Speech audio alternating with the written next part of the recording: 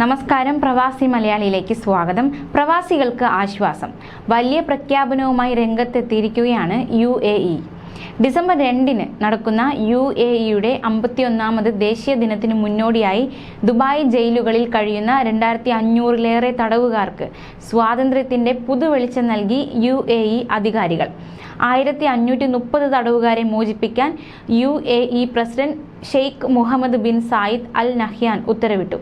വിവിധ കുറ്റങ്ങൾക്ക് ജയിൽ ശിക്ഷ നേരിടുന്നവർക്കാണ് ജയിൽ മോചനം വാഗ്ദാനം നൽകിയത്. മാപ്പ് നൽകിയ തടവുകാരുടെ സാമ്പത്തിക ബാധ്യതകൾ ഏറ്റെടുക്കുന്നതായും ഷെയ്ഖ് മുഹമ്മദ് പ്രഖ്യാപിച്ചു.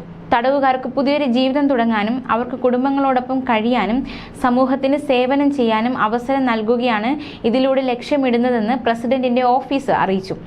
അതോടൊപ്പം തന്നെ വിവിധ കേസുകളിൽ ശിക്ഷിക്കപ്പെട്ട് ദുബായ് ജയിലുകളിൽ കഴിയുന്ന പ്രവാസികൾ ഉൾപ്പെടെ 1040 തടവുകാരെ മോചിപ്പിക്കാൻ UAE വൈസ് പ്രസിഡന്റും പ്രധാനമന്ത്രിയും ദുബായ് അധികാരിയുമായ Sheikh Mohammed bin Rashid Al മക്തൂമും ഉത്തരവിട്ടു.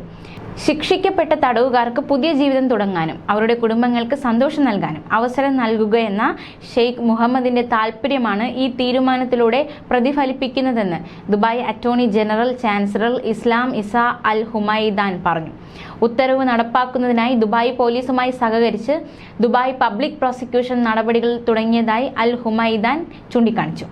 കൂടാതെ ഈ വർഷത്തെ UAE ദേശീയ ദിനത്തിന്റെയും സ്മരണ ദിനത്തിന്റെയും മുന്നോടിയായി ഡിസംബർ 1 വ്യാഴാഴ്ച മുതൽ ഡിസംബർ 3 ശനിയാഴ്ച വരെ ഔദ്യോഗിക അവധി പ്രഖ്യാപിച്ച് UAE. ഞായറാഴ്ച രാജ്യത്തെ പൊതുമേഖലയ്ക്കും സ്വകാര്യ മേഖലയിലെ നിരവധി സ്ഥാപനങ്ങൾക്കും അവധിയായതിനാൽ അവർക്ക് ആകെ 4 ദിവസം തുടർച്ചയായി അവധി കിട്ടും.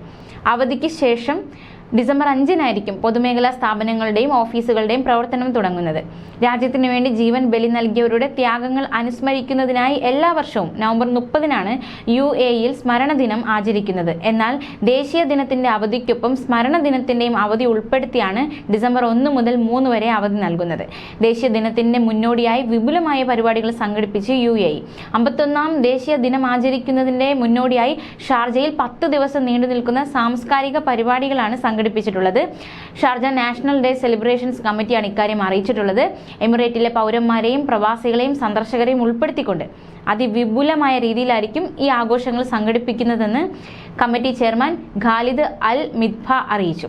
ഷാർജ നാഷണൽ ഡേ സെലിബ്രേഷൻസ് കമ്മിറ്റിയുടെ നേതൃത്വത്തിൽ നടത്തുന്ന ദേശീയ ദിന ആഘോഷങ്ങൾ ഓരോ വർഷവും കൂടുതൽ മികവുറ്റതും ബൃഹത്തായതുമായി മാറുന്നതായി അദ്ദേഹം പറഞ്ഞു. നവംബർ 24 മുതൽ ഡിസംബർ 3 വരെ ഷാർജയുടെ വിവിധ ഇടങ്ങളിൽ ദേശീയ ദിന ആഘോഷങ്ങൾ നടത്തും. നാഷണൽ ഡേ ആഘോഷങ്ങളുടെ മുന്നോടിയായി സംഘടിപ്പിക്കുന്ന ആദ്യ സംഗീത പരിപാടി നവംബർ 26-നാണ്.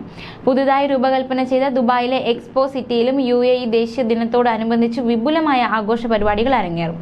പോപ്പ് കച്ചേരികളും കരിമരുന്ന് പ്രയോഗങ്ങളും മറ്റുമായി വ്യാഴാഴ്ച മുതൽ ഞായറാഴ്ച വരെ 4 ദിവസത്തെ ആഘോഷങ്ങളാണ് ഇവിടെ സംഘടിപ്പിക്കുന്നത്.